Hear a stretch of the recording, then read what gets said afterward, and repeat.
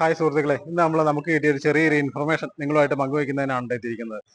18 വയസ്സ് കഴിഞ്ഞ യുവതിയുവാക്കൾക്ക് നല്ല പരിശീലനം കൊടുത്ത് നല്ല ഉത്തമ ബോധ്യമുള്ള ചെറുപ്പക്കാരാക്കി വളർത്തിയെടുക്കുന്നതിന് കേരള ഫയർഫോഴ്സ് ആവിഷ്കരിച്ച ഒരു പദ്ധതി ഉണ്ട് കേട്ടോ.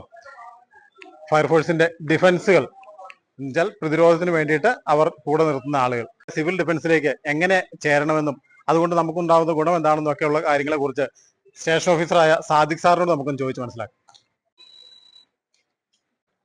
സാറേ നമസ്കാരം. നമസ്കാരം സാറേ, ഇപ്പൊ കഴിഞ്ഞ ദിവസത്തെ പേപ്പറിൽ കേരള ഫയർഫോഴ്സിന്റെ ഒരു അറിയിപ്പുണ്ടായിരുന്നു. സിവിൽ ഡിഫൻസിലേക്ക് 18 വയസ്സ് കഴിഞ്ഞ യുവതി യുവാക്കളായ ആളുകളെ എടുക്കുന്നു എന്ന് പറഞ്ഞു. ഇത് ഈ സിവിൽ ഡിഫൻസ് എന്ന് പറയുന്നത് നമ്മുടെ ഡിപ്പാർട്ട്മെന്റിന്റെ ഒരു ഭാഗമായിട്ടുള്ള ആൾക്കാരാണ്.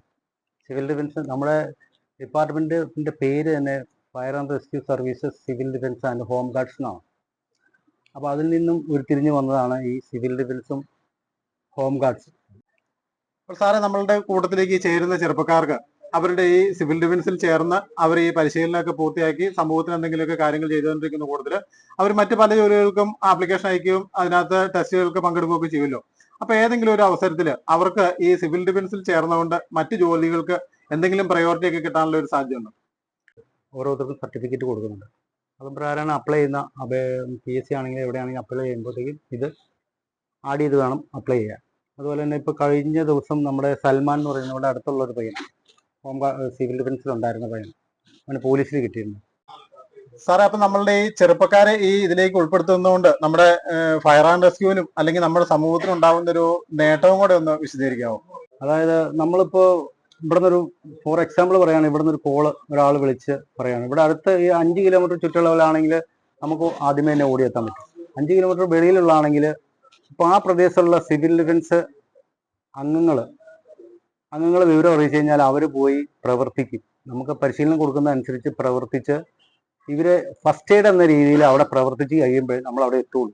അവിടെ ചെന്ന് പെട്ടെന്ന് എല്ലാ കാര്യങ്ങളും ചെയ്ത് ഈ അപ്പൊ നമുക്ക് ഉണ്ടാകുന്ന അപകടങ്ങളുടെ എല്ലാം ആഘാതം കുറച്ച് നല്ല രീതിയിൽ പ്രവർത്തിക്കാൻ പറ്റും. അതാണ് ഈ സിവിൽ ഡിഫൻസ് കൊണ്ട് നമ്മൾ ഉദ്ദേശിക്കുന്ന മെയിൻ കാര്യം. അപ്പൊ നമ്മളുടെ സിവിൽ ഡിഫൻസിലേക്ക് ചേരുന്നതിന് വേണ്ട കാര്യങ്ങളും അതിന് വേണ്ട നിർദ്ദേശങ്ങളും എല്ലാം സാർ വളരെ കൃത്യമായിട്ട് പറഞ്ഞു തരുന്നുണ്ട്. അപ്പോൾ നമ്മൾ ഈ ചേരുന്ന ആളുകൾ 7 ദിവസത്തെ കോഴ്സാണ് ആദ്യത്തെ ദിവസങ്ങളിൽ.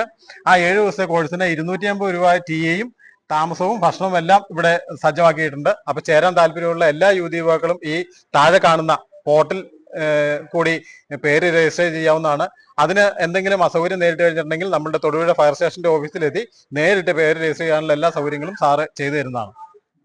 Okay, thank you.